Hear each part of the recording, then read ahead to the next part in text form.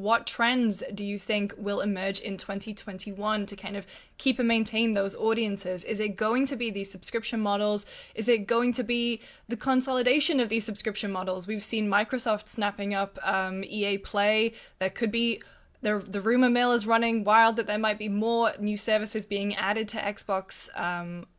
So I'm going to put it to the panel. Victoria, let's start with you. Do you think it's going to be something like cloud gaming, 5G, or is there another trend that is kind of emerging that we might be able to see more of in 2021?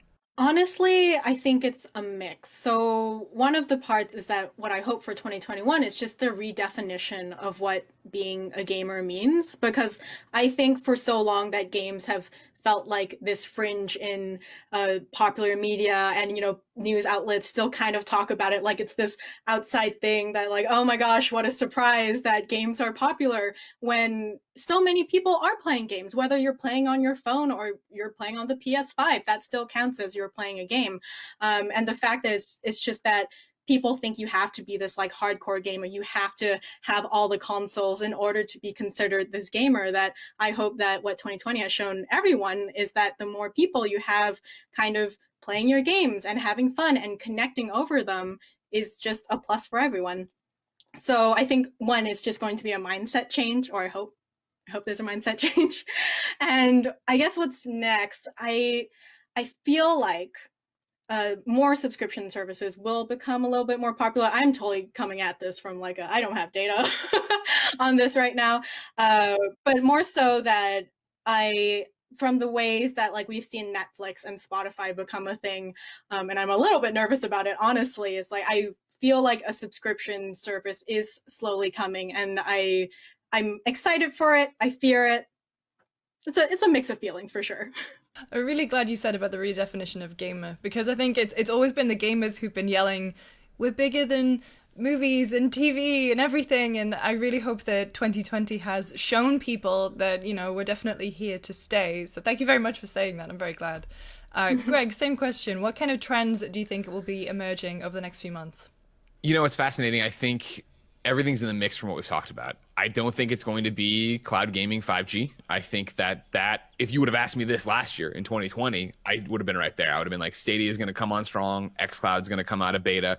There's going to be a great argument for it. I was super excited for it because in 2019 and start of 2020, I was on the road every other weekend, and I was stoked not to have to think about packing a console anymore. Just having a phone or a tablet and a controller, I was ready for that. Whereas now I feel like that's tech still going and still super exciting and will be important to the future. I think right now we're cool on it because we're all at home anyway. What's it matter? I think the one that might not see, this might not bear fruit in 2021, but the seed is planted, and we're going to see it continue, is AAA gaming accepting early access as a viable way to actually release your video game. I think we look at the end of the year and the awards, and we look at Cyberpunk, and you say, man, Cyberpunk got its messaging wrong. It failed its audience. Arguably CD Projekt Red lied to people. And then you compare that to Hades, a game that was released in early access and is on most people's short game for game of the year, if not their game of the year. And what do you see? You see Hades developers sitting right there, Supergiant, saying, we didn't crunch for this, and yes, we released it in early access, and this is the way it could be. And I think as we go forward with the lessons of Cyberpunk, you look at somebody like Bethesda, and you have to imagine, especially after Fallout 76, that they're sitting there going, we cannot release our next grand RPG and have it be a buggy mess. Like, people won't accept that anymore. Yes, I really hope that that's the way the tide is going to turn in the industry, because Cyberpunk was unfortunately a mess, and it sold extremely well, but it did put people off, and it lost CD Projekt Red a lot of goodwill with their community. Matt, same question. Yeah, so number one, the answer is yes, all of it. But in particular, I think what has the industry most excited is the community and in-game event aspect of what's happening. Folks like Victoria and her team have really inspired a great deal of developers and publishers to try to make their games bigger than games.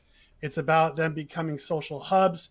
It's about bringing excitement from other entertainment properties into their games, and basically broadening the appeal even more. I think that's what we're going to see a lot of effort put to, is that community and that in-game event type stuff. Because you just can't beat some of those engagement metrics coming out of those types of games.